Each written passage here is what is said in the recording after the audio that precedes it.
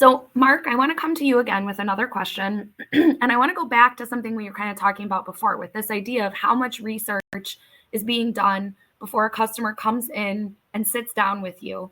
And when somebody is that far along within their buying journey, we kind of need to change up some of the other components of how we're interacting with them and how we're helping them through that buying process.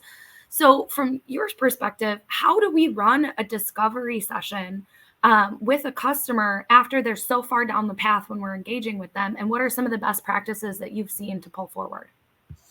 Yeah, I think that when someone comes to you, like I always like to take a look at like a social regular situation and then compare sales to that and be like, what is the parallel? Like how does it work? And I think what's really interesting is that, like, imagine that you are going to meet a friend and you guys are going to get together to talk about something and visit, and they come in and they're researched, they're ready to talk, and you show up and your question to them is, hey, what's been going on?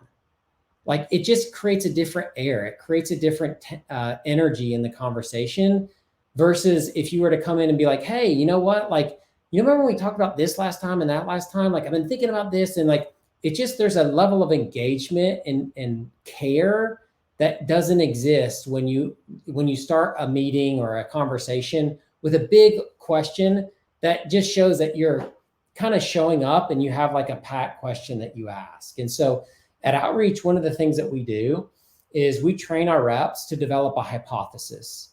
And what a hypothesis is you go out into the real world and you find reading 10Ks, 10Qs, listening to calls, looking at blog posts that the company's done. What kind of posts are they doing on LinkedIn? What does their PR page have to talk about? What kind of blog posts are they currently doing? And we look at that kind of stuff when we develop an opinion based on what we think is going on. And now at Outreach, we help sellers be more effective. And so we have like usually a sales and marketing perspective, and we develop a hypothesis that contains 4 parts. One is despite A. A is the current initiatives that we can see that they have going on or the current investments that they made to solve a problem. Despite A, you can't do X. X is a pain or a scenario that they currently have that typically users that we work with have that are meaningful, but not necessarily a reason why people above the power line would buy. So despite A, can't do X, therefore you don't get Y. Don't get Y is what is the boss of that person experiencing the pain not get because they have that pain? What is a C-level talking about that they don't get to accomplish because that pain exists in the org? So despite A, can't do X, don't get Y as measured by Z. And Z is the metric that shows me that the problem that you're talking about, that the executives are talking about, is a big enough and impactful enough problem to actually have a conversation about and hopefully eventually have a reason to buy. And a lot of times with that template, you can go into a meeting with a slide, and the way that you do your typical rapport stuff, but the way you start the meeting is you say, listen, I've done some research and I've developed a hypothesis. It could be totally off, it could be dead on, but I'd like to use that to start our conversation to show you that I think I understand how we can create value in your organization. So would you mind if I shared that, and can you give me feedback on how well I did? That simple sentence, and then you show a slide that has your constructed templatized pain, we call it a pain hypothesis. That's what you then can do your discovery around. And what happens when you show that is one of 2 things. One, you did really badly and they love you for trying so hard, and so they correct you and help you figure out what's right.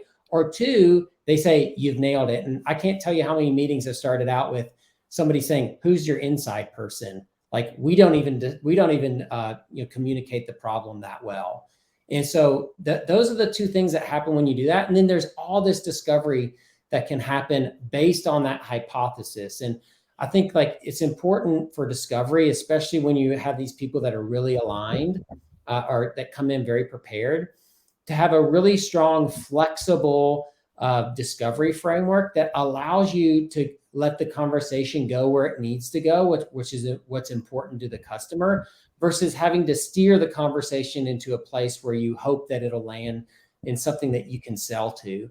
And so that pain hypothesis will typically generate a conversation in which they will share 2 or 3 key things. They'll say some words that you need to unpack. So let's say for us, we put up a pain hypothesis, we discuss it, and some of the words that they come up with are, we can't get CRM adoption, right? And so we would say, we have like a 4-step process where the first thing we do is we provoke them to say something that we need clarification on. That's what you use the hypothesis statement for.